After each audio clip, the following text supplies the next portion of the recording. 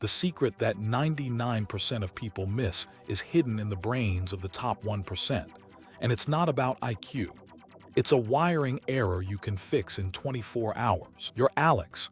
You stare at a blinking cursor at 10 p.m., coffee cooling beside you. The inbox is a mountain, the to-do list a never-ending loop. You feel the weight of every missed deadline like a stone in your chest. Your heart races. You tell yourself you'll just push through tomorrow. The next morning, you're exhausted, the same mountain waiting. You wonder, why do some people sprint through this chaos while you crawl? High achievers don't chase outcomes, they chase identities. Olympic swimmer Michael Phelps didn't think, "I need a gold medal." He thought, "I am a champion." This shift taps the Zygarnik effect. Unfinished self-stories create mental tension until the identity is fulfilled.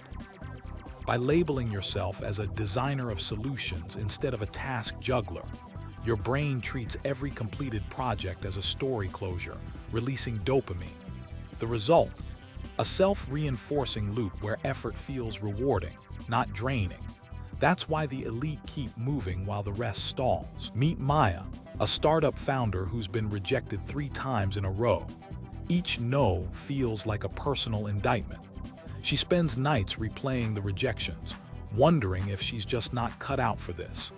The anxiety builds and she starts avoiding investors altogether, convinced she'll only get hurt again. High achievers flip loss aversion on its head. They treat failure as data, not defeat. This is the growth feedback loop. When a loss triggers the brain's threat circuitry, they deliberately expose themselves to small, controlled failures, like a chef tasting a dish before plating. The brain learns that the sting of loss predicts future gain, rewiring the dopamine reward prediction.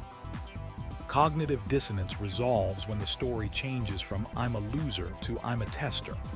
Suddenly, each setback fuels the next breakthrough. That's the shock most people miss. It's not about avoiding loss, it's about courting it. You're Sam, a coder. Your phone buzzes, a meme pops up, you scroll, lose track of time, and the deadline slips by. You blame the app, the internet, the lack of willpower. Your heart pounds each time you see the clock tick, but the urge to check keeps pulling you back. The frustration builds, and you wonder if you're just a lazy addict. The elite hack attention with a habit loop. Cue, a visual timer. Routine, a 25-minute sprint Pomodoro, followed by a 5-minute micro reward, like a quick stretch or a favorite song. Reward, a dopamine spike that the brain learns to associate with deep focus, not scrolling. Over time, the cue triggers a flow state automatically, bypassing the brain's negativity bias toward distraction. The result is a cascade of micro wins that stack into a massive productivity surge.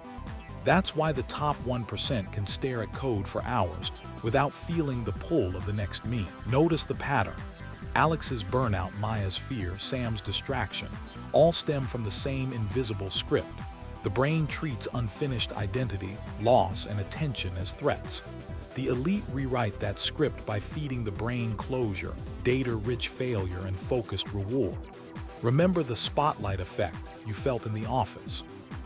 It was the same lens that made Alex think everyone was watching his struggle.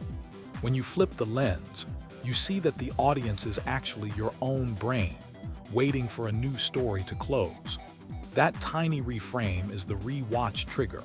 Your mind will click it the second time you hear it. Pick one of these loops.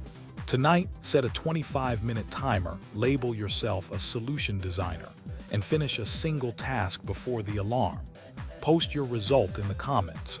In 24 hours, you'll feel the difference, and you'll be ready for the next myth that's holding you back.